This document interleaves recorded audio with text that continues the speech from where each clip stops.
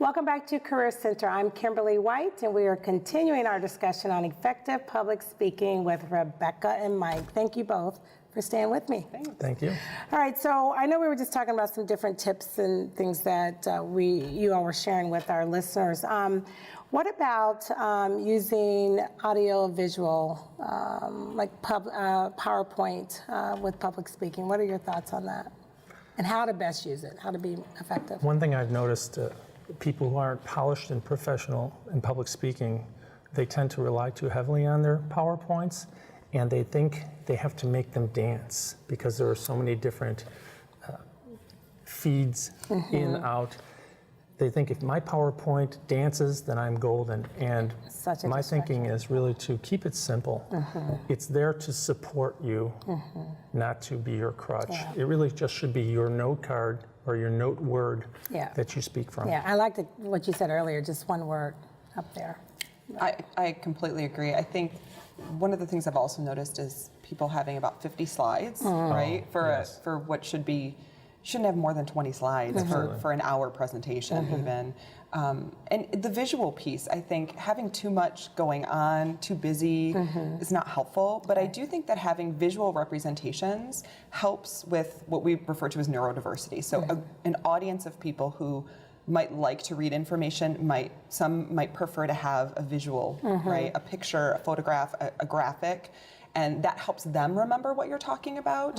Talking about humor and introducing humor, I think comics are a great way, right? A one-slide comic, quotes, those also might be something if you're integrating them into your presentation, putting a quote up there. I think that also is a nice way if you need a pause as a speaker. I don't like people reading off of slides, the audience or the speakers, but if you put a slide up there with a quote on it, the intention is for the audience to read it, and it gives you a brief break as well, and that can be really helpful. Yeah. You just triggered something in me, Rebecca. 3 types of learners, the auditory, visual, and the kinesthetic.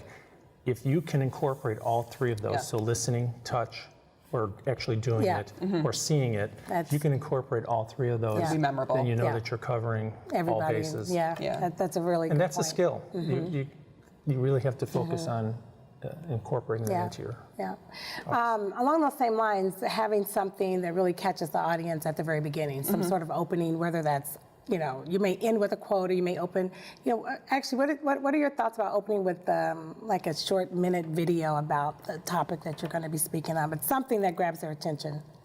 I think it has to be really intentional, and it's got to be really meaningful to whatever it is that you're speaking about. I've seen it done well, and I've seen it done poorly. Because it's kind of, if it's a stretch, it's probably not your best go-to. I've seen a lot of great speakers open with great examples, anecdotes, stories, and I think, again, from that storytelling perspective, I like to hear maybe about a story about someone else in a very succinct, brief way, and that can set a tone for the rest of your presentation. So if you've got something good, I think that's a great way to start, but again, it has to be really thoughtful. Sure. You have to capture their attention from the very beginning. It could be writing something on the board and saying, think about that. It could be a statistic, or it could be an anecdote, a story of some type, but something to capture their attention. An example, emotional intelligence class. I would say this is probably one of the most important topics that you will ever experience, and many of you are not yet aware of what it is. That gets people to sit up. Wow, what is this guy's talking about that's so important that I'm not aware of? Something to capture their attention. So one of the things that we talk about in education is the idea that if you ask a question, the brain goes in search of an answer. So instantly if I say, do you know where I live, Kim? You start thinking in your head, like, has Rebecca told me this before? And where? I know she lives in Naperville. We were just talking about this last night, right? But if you say, I live in Naperville, your brain's not searching for an answer. That's a passive kind of experience. So if you want your audience to engage pretty quickly, I think having really interesting questions to start, I think is a great way to do that, and throughout your presentation. So I want to delve a little bit into communicating in the workplace and using those public relations skills or public speaking skills in the workplace. What are some tips or some ways to better communicate with your boss, your colleagues, your peers at work? What are some things that you would share? I think for me, the first thing is understanding, back to the understanding your audience, but understanding the best way for those people to receive information from you. Some people are going to want emails. Some people are going to want face-to-face. Others are going to want phone calls. And it's not about you, right? It's not about me and what I want. But if I want to effectively communicate to somebody else, I need to understand how they receive information best. Right. That's where you start. Yeah. And I know that... And that should be communicated ahead of time so people know. Yeah, that's actually a very good point. And that's such an easy thing. You ask your boss, would you prefer to receive emails from me, phone calls, or would you rather I come and talk to you face-to-face? And depending on their preference, it's going to set a tone for that kind of communication moving forward. And I think that's where all of that, right, workplace communication should start. Don't assume that everybody reads emails. Don't assume that everybody likes to get a phone call or listen to your voicemails. Those assumptions will inevitably lead to people not getting the message from you. It's a great point. Points.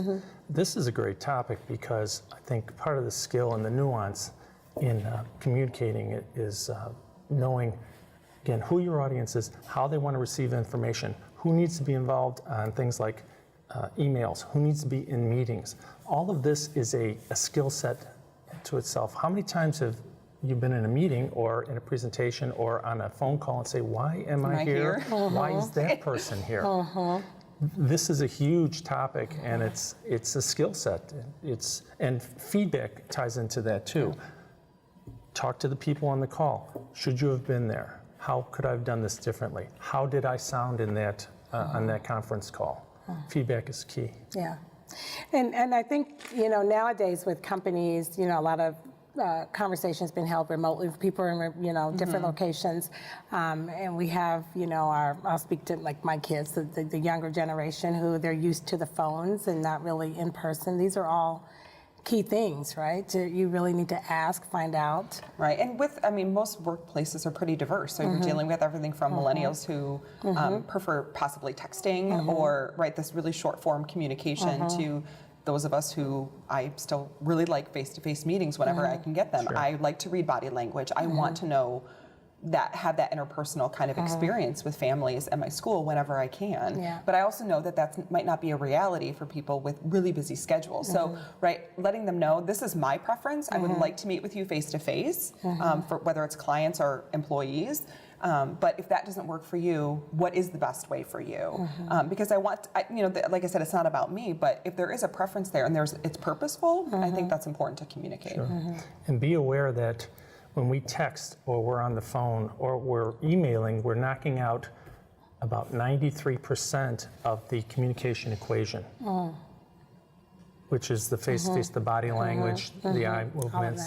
So you have to, and not with an emoji, but you have to make up for that and know that you're communicating your thoughts accurately. Otherwise, miscommunication ensues.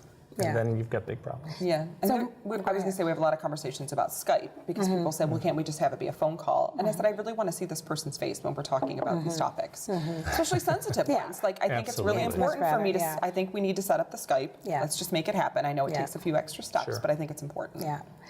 When you were talking about texting, there's the abbreviations that you would use, right? What are your thoughts about that in the workplace? No, you spell out the words, like not IDK for I don't know. No. It's totally unprofessional. Yeah. And I've even gotten a little annoyed with people who send emails but don't address the emails because that they're trying to abbreviate because they're probably emailing you from their phone. Right. But instead of saying Kim, comma, return. Yeah. Right? It's just these kind of quick responses. And again, it is your audience and how familiar you might be with that person. Right.